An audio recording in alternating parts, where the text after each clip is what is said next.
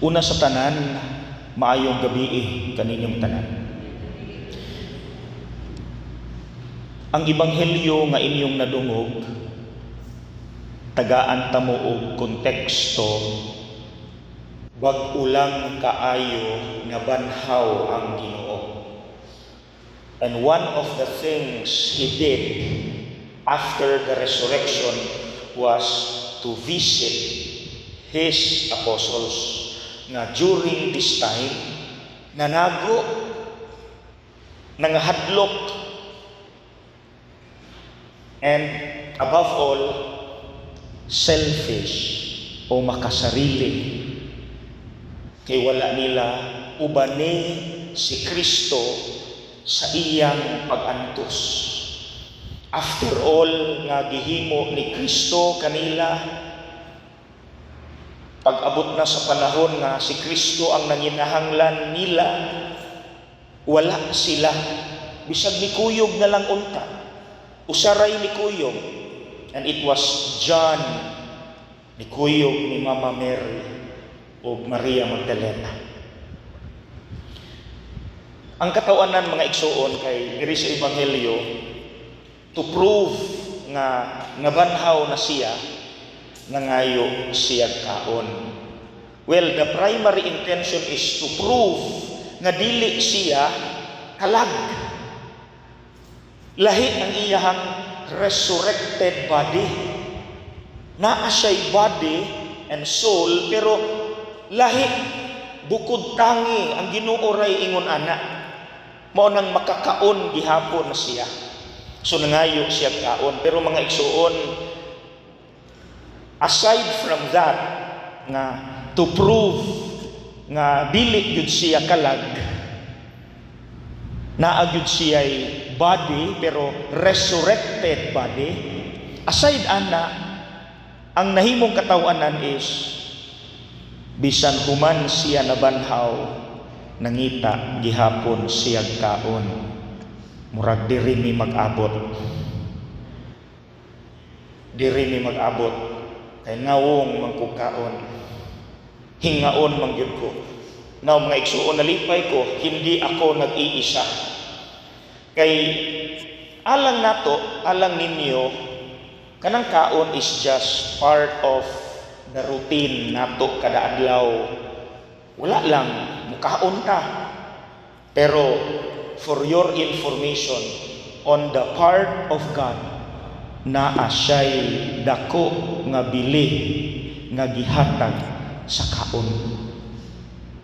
Kung para ninyo ordinaryo ra ang pagkaon, dili na ordinaryo nga Kristo. Kabantay mo sa mga ebanghelyo, no? Matthew, Mark, Luke, and John. Kung imong basahon ang upat ka mga ebanghelyo, na ay pattern. Ang atong Ginoo, hilig yun siya magkaon-kaon. Hilig siya muadto sa mga balay aron mukaon. Katawanan, no? Katawanan. Kay parihara siya nato, hilig mga on-kaon. Pero more than that, more than the physical appetite, na ay lalom nga rason nganong si Kristo hilig kaayo magkaon-kaon, hilig makigsalo sa mga tao aron mangaon. Now mga igsuon, atong tubagon ang pangutana kay mauni atong pamalandungan. Unsa di ay naa sa kaon nga gipakadak-an mangyud bili ni Kristo? Para masabtan nato na ni ay tulo nga akong ihatag ninyo nga examples nga gisinati gyud ni Kristo sa mga ebanghelyo. Paminaw. Number 1, wedding at Cana in Galilee. Do you remember that? Inumdo mo ana nga giimbitar si Jesus and his apostles ug si Mama Mary. Inumdo mo ana Dayon nahutdan og bino ug niingon si Mama Mary kang Kristo wala na sila'y bino, and that was the first miracle that Jesus performed. He turned ordinary water into wine. The first miracle of Jesus. And it happened in kaon. That's number 1. Nahitabo ang pinakaunang milagro ni Kristo in a kaon. Kumbira. Banquet. See? That was very important. That was very significant. The first miracle happened while they were dining, eating together. The second example, diha sa kaon ni pasaylo si Kristo sa mga makasasala. Diri nang limbawt akong balhibo na malandong ko nitulo akong luha. Naay tulo ka examples nga to prove nga during kaon ni pasaylo si Kristo sa mga makasasala. Letter A, ang gospel karong adlaw, karong Domingoha. Ni bisita si Jesus ang nabanhaw nga Ginoo sa mga apostoles nga nanago nga mitraidor kaniya. Mga traidor mong dagko. Lami ara gyud unta ingnon no kun ako si Kristo. Mga wa mo'y klaro nga mga amigo inyo kung gibiyaan when I needed you the most. Asa mo sa dihang ako nagantos, bisag presensya na lang unta inyo kong gibiyaan because you are selfish. Di mo gusto maparihan ako. Pero mga igsoon, did Jesus say that? Wala, no? Pagpakita yun niya, human siya nabanhaw, atubangan sa mga traidor nga mga apostoles, ang nigawa sa iyang bakba, dili pangasaba, dili pamuyboy, kundili ang Ginoo anaa kaninyo. Peace be with you. It means gipasaylo ni Kristo ang mga apostoles. And it happened during meal time. Kay nangayo siya kaon. Forgiveness happened while they were eating. Letter B, Matthew. Before Matthew became the apostle of Jesus, he was once a tax collector. And for your information, during the time of Jesus, tax collectors were notorious and corrupt sinners. Corrupt to the highest level. Kurakot sa tanang kurakot ang mga tax collectors during Jesus' time. Pero what happened? When did Jesus forgive Matthew? Kanusa? Sa dihang niingon si Jesus kang Matthew, taladong adto tas inyong balay kay mga unta.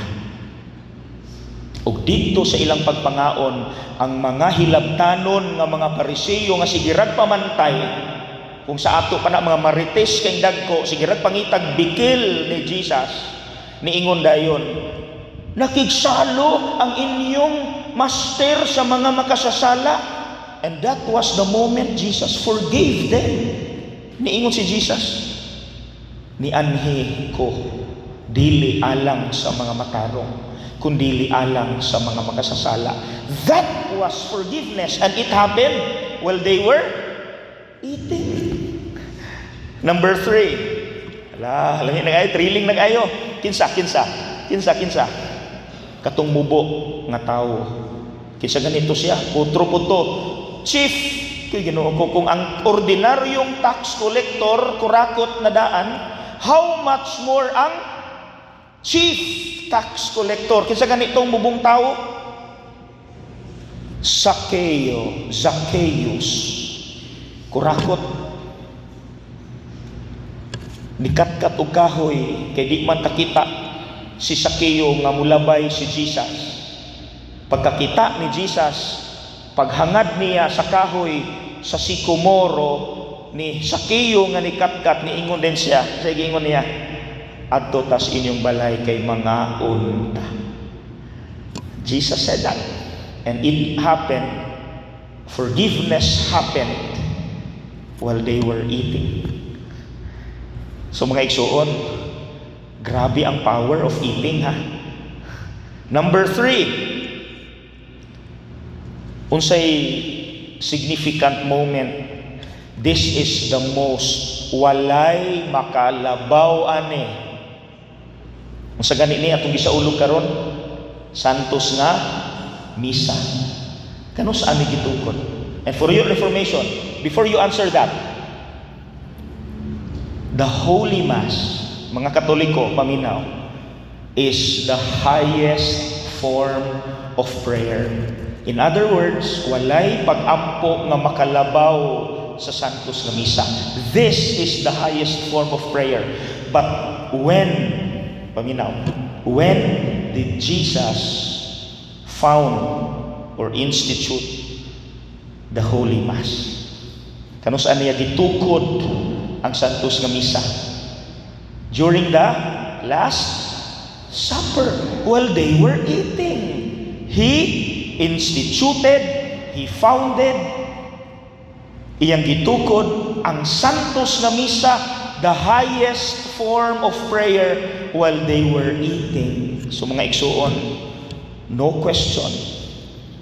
Now you know nganong si Kristo hilig moadtog balay aron mangaon kaon, kay diha di ay sa kaon niya gitukod gihimo ang mga pinaka-importante sa atong kinabuhi isip Kristiyano. So mangutan ako ninyo, mao ni atong pamalandungan karon. How about kita? Ato bang gitagaag dili ang pagpangaon? Ayaw ninyo ni ibasta-basta, basin deep in your mind gakatawo mo, Father, ka-OA ba kay nang imong pangutana? Nganong kinahanglan pa man ipangutana? Because it is happening. I have here examples 1, 2, 3, 4, 5, 6. Ayaw mo kabalaka. Very interesting. Di mo magduka. Number 1. Daghan nato dihas balay, wala gitagaan og importansya ang kaon. Kay bisag na ngaon, nag-cellphone. Kinsa diri ang maigo?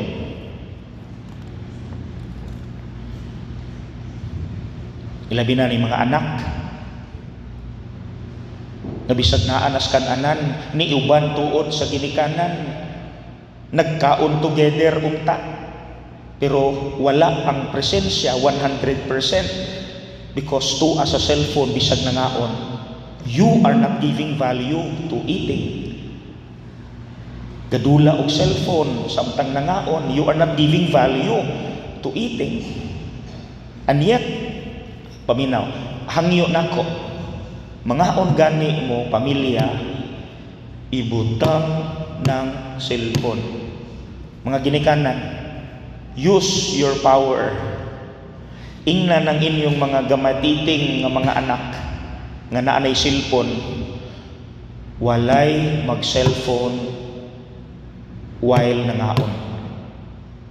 Because kana di ay eating together is the best time to talk and to listen to each other. Because sa kakomplikado na sa kalibutan, there is no longer time. There is no more time for families to bond and to talk and listen to each other. Wala na ang pagpangumustahay, kuhaan pagsilpon. Imbis mauna lang kana na lang meal time, maoy moment nga magkumustahay sa usag-usa, gamitan pag yung cellphone. So, gitagaag value ni Jesus ang meal, eating. Because naa diha mahitabo ang mga pinaka-importante nga mga butang. And number 1 nga akong gihatag ninyo, diha sa pagpangaon mahitabo ang kumustahay. Munang wala untay babag bisag TV. Ako naka-blessing magyud kong mga balay-balay. Nalipay ko sa mga balay nga sa ilang dining area walay TV. Ang inyong balay na TV, na kanang inyong dining area na TV. O way mamakak na ano. Wala unta. Wala untay TV sa dining area. Wala untay TV sa kananan. Nganuman, because sulita na, savor that moment who you are eating together nga kumusta naman ka? Ubi naman gihikog na lang ng mga tao kay wala naman ipang kumusta. Manggihikog na lang kay wala na kanang smile dili na kumpiyansa. Ano na kinahanglan yun na ipangutana ng the magic word, kumusta na ka? Kay kanang smile dili na nakakumpiyansaan karon. Sumala bagod kato si Chester, no, ang singer sa Linkin Park.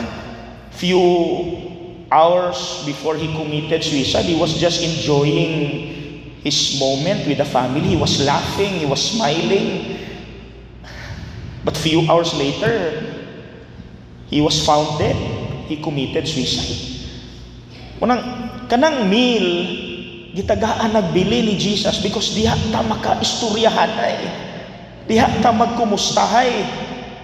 So ibutang ng cellphone, wala. Okay, lain naman ani, no? Kasi nakatapot na inyong TV diha. Tangtanga na. Tangtanga na. Kay dili na nato ni basta-bastaon kay si Jesus na mismo ang gusto nga mangaon kaon because that is the perfect time for dialogue and listening. Number 2.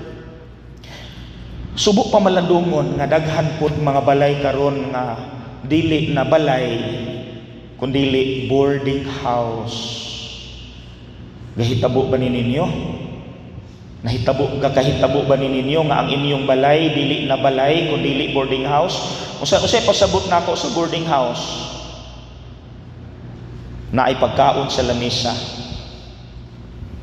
Kaon ang amahan, lakaw.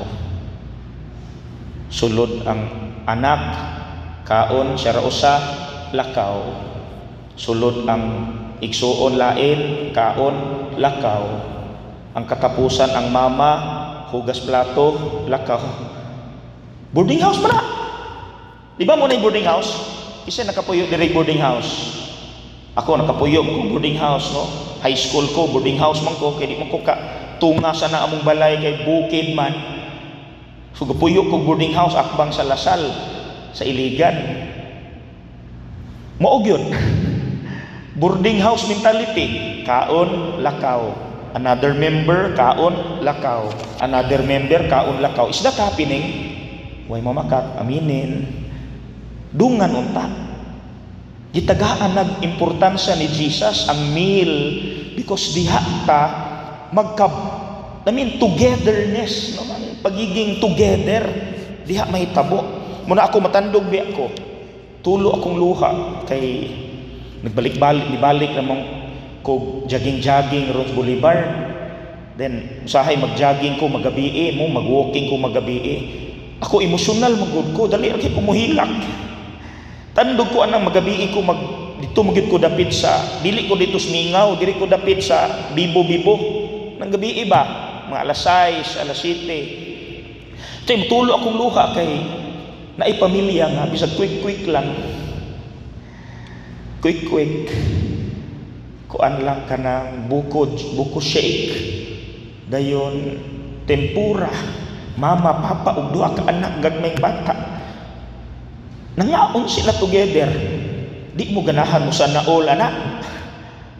Inyong balay mura nag boarding house. Pero may pa ng uban mga ultimong tao diya sa Boulevard kay bisag quick lang o kanang tempura o buko shake. Nangaon sila together. Sana all. That is the value of eating together. Unsa naman ilak naman ko. Number 3. Diha pud mahitabo ang sa pagpangaon ang mga katisismo. Di ko kalimot kanang atbang sa Shell ba. Diha bitaw sa Shell dato Santa Isabel. Nagtuldamas ko diha. Dayon pagpangaon na mo, humagmisa, kuyog na ko ang kauban sa tulda, no? Sabay tanan. Natandog kay ko, for the rest of my life, dili na gyud ko kalimot ani. Ako gining balon-balonon. Kay, pag humana mong tulda mas, anang balay diha, naminaw tanan, na ako, naghatag ko katisismo. Naghatag ko catechism about the Catholic Church, nganong naatay mga estatwa, nganong mangumpisal sa pari, nganong naatay mga santos, nganong naay purgatorio, naminaw tanan, natandog kay ko. And it happened during meal time. Na-enlighten ilang una-una, nakasabot sila sa katolikong pagtuo during meal time. Na? Beautiful. Sunod, letter D, pasaylo. Ako, I've heard a lot. Kita mga Pilipino, hilig manggutag mga reunions. Di ba? Hilig ta og mga reunions, family reunions, Dagpin clan, Avenido clan, Galiposo clan, Tome clan. Hilig ta ana. Daghan kay kong nadunggan, nga diha sa mga reunions, nagpinasaylo ay ang mga membro sa pamilya. Mga igagaw nga nagkaaway, kauli. Mga igsuon, mga uyuan nga nagkabikil, nagkauli sa reunion. Beautiful. Naadiha sa pagpangaon ang forgiveness, ang kalinaw. Na? Sunod. Saan naman eh? Letter E. Kini, uto. Ako gining gisulat din Kana mga unta ba, hilig kita mo ingon nga, gamay ra kay taas na kay akong kolesterol. Di ko anang salad kay taas kay akong sugar. Hilig ba mo anak istorya? Di ko palabi anang kuan, kanang dinuguan kay taas na kay kog uric dayon ako'y arthritis. Uy, undangin na. Kaon-kaon way dagang istoryag sakit. Ay paghisgot og sakit kay kanang sakit sa yawa na ang pagkaon grasya na kaon diha. Di ba? Kisa may guilty ana. Matchbox lang ang lechon, matchbox lang kay taas ko kolesterol. Undangi gunagon. Kanang kuan lang, kumutilaw lang kuan lang kuan salad kay taas mo kog sugar. Di kong dinuguan kay taas kong uric, arthritis ko. Huy, Ginoo ko, apuya. Ako sige mo kong kaon-kaon ng mga balay-balay ninyo bitaw. Kapuyan kay kong maminaw ana. Pero ako gamantika na nakong baba kinaog lechon. Tuwa dito gapuros reklamo. Gihisgot na ilang sakit. Pangundang gumuhisgot na ng sakit. Pangaon na lang gud mo diha. Oy kay grasya manas Ginoo. Kanang sakit sa yawa man ayaw sa gulig yawa ng sakit. Kanang pagkaon. Grasya na sa Ginoo. Enjoy kaon. Now, letter F. Kani pong Filipino habit nga bisag wa ta kaila manampit ta. Kabantay mo ana. Bisag kanang wa ta kaila ba? Ngaon ta. Di ba na imulabay wa mo kaila? Is that's very Filipino na imulabay. Wa mo kaila ha, stranger. Then unsay ato ang usual nga ingon nato? Ngaon gaw. Ngaon Brad. Ngaon ta Madam. That is a value of sharing. That's a virtue. Sharing. Diha sa pagpangaon mo gawas ang atong pagka-generous. Bisan sa mga tao nga wa ta kaila. So mga igsuon, sugod karon ha. Ayaw na ninyo basta-basta ang kaon. Kay si Kristo mismo valuable kaayo niya ang kaon because diha niya ginahimo ang mga pinaka-importante. Remember that.